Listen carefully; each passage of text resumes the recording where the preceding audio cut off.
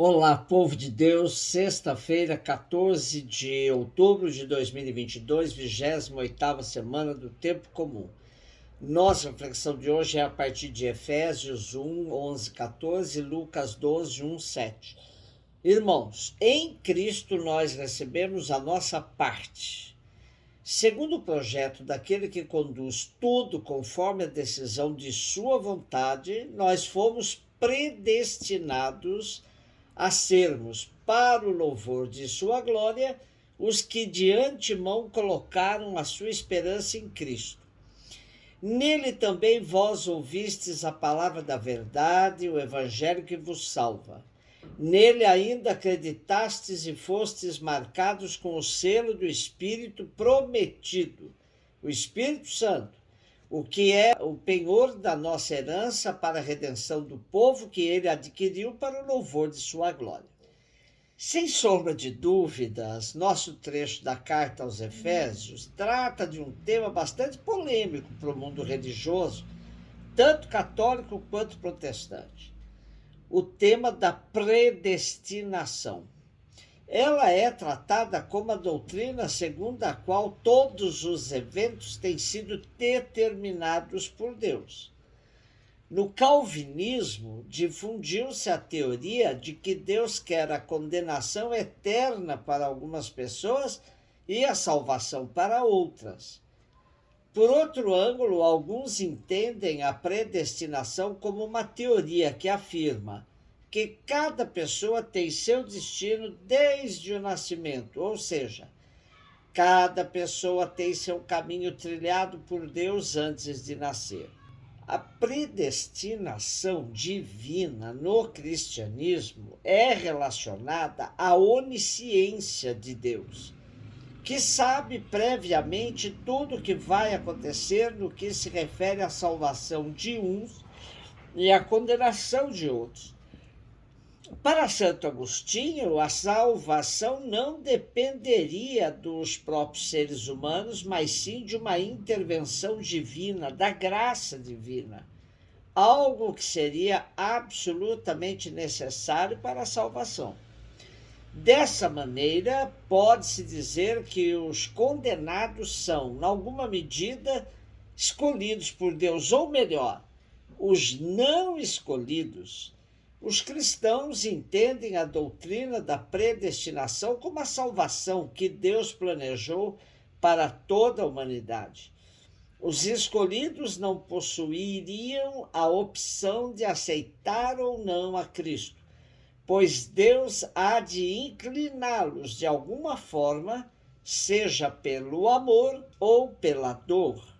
Com certeza de que o tema da predestinação nos liga a outro tema também caro na moral cristã, o livre-arbítrio. Para enfocá-lo e para que ele pareça menos ambíguo, podemos considerá-lo à luz do conceito de herança, tão presente na cartinha aos Efésios. Estamos predestinados à salvação no sentido em que Deus, em Jesus Cristo, nos redimiu sem qualquer mérito de nossa parte, tornando-nos herdeiros da sua própria vida.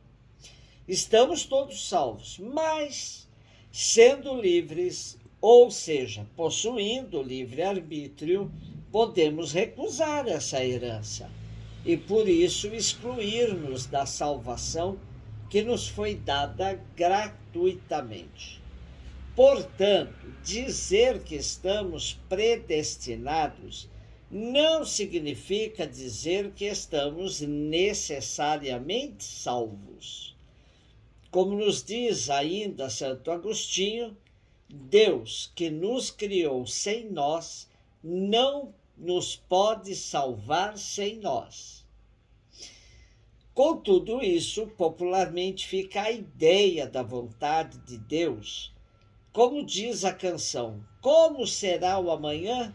Responda quem puder. O que irá nos acontecer? O meu destino será como Deus quiser. Lucas 12, de 1 a 7. Milhares de pessoas se reuniram a ponto de uns pisarem os outros. Jesus começou a falar primeiro a seus discípulos: tomai cuidado com o fermento dos fariseus, que é a hipocrisia. Não há nada de escondido que não venha a ser revelado, e não há nada de oculto que não venha a ser conhecido. Portanto, tudo o que tiverdes dito na escuridão será ouvido à luz do dia, e o que tiverdes pronunciado ao pé do ouvido no quarto será proclamado sobre os telhados. Pois bem, meus amigos, eu vos digo, não tenhais medo daqueles que matam o corpo, não podendo fazer mais do que isto. Vou mostrar-vos a quem deveis temer. Temei aquele que, depois de tirar a vida, tem o poder de lançar-vos no inferno. Sim, eu vos digo, a este temei. Não se vendem 5 pardais por uma pequena quantia? No entanto, nenhum deles é esquecido por Deus. E até mesmo os cabelos de vossa cabeça estão todos contados. Não tenhais medo, vós valeis mais do que muitos pardais.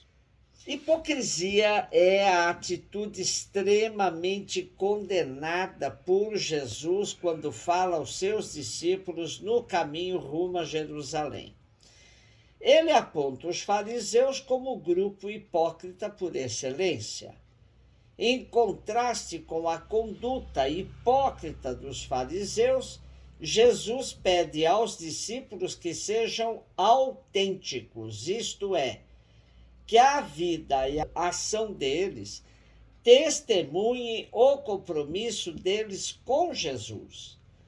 Neste contexto, Jesus também diz aos seus discípulos que não tenham medo daqueles que podem matar o corpo, mas não podem matar o princípio vital, pois este princípio vital é que nos garante a passagem desta para outra vida. Os discípulos, portanto, não devem ter medo, porque a missão se baseia na verdade que põe a descoberto toda a mentira de um sistema social que não mostra a sua verdadeira face. Os inimigos poderão até matar o corpo dos discípulos, mas não conseguirão tirar-lhes a vida, pois é Deus quem dá e conserva ou tira a vida para sempre. A segurança do discípulo está na promessa: quem é fiel a Jesus terá Jesus a seu favor diante do Pai. Não ter medo pode ser entendido aqui como uma expressão correlata ao apelo pela confiança. Confiar em Deus, que cuida até mesmo dos pardais, por isso certamente cuidará de todos os seus filhos, que valem muito mais que pardais. Por outro lado, pode-se entender que a pessoa deve temer a si própria, pois, sendo vulnerável, poderá colocar-se em situação de risco frente a Deus. Tema difícil de ser bem abordado é, de fato, o temor a Deus. Este não significa ter medo de Deus, mas sim reverenciá-lo, até com subserviência, reconhecendo-se dele necessitado. Por isso, temer a Deus nada tem com um viver aguardando dele atitudes de repressão, de vingança. Porém, é reconhecer que ele tem poder e que deste ele se serve sempre para o nosso bem. Somos estimulados a viver no amor entre nós e em relação a Deus, pois, como diz João em sua primeira cartinha, no amor não há temor. Antes, o perfeito amor lança fora o temor, porque o temor tem consigo a pena. e o que teme não é perfeito em amor. Um beijo no seu coração.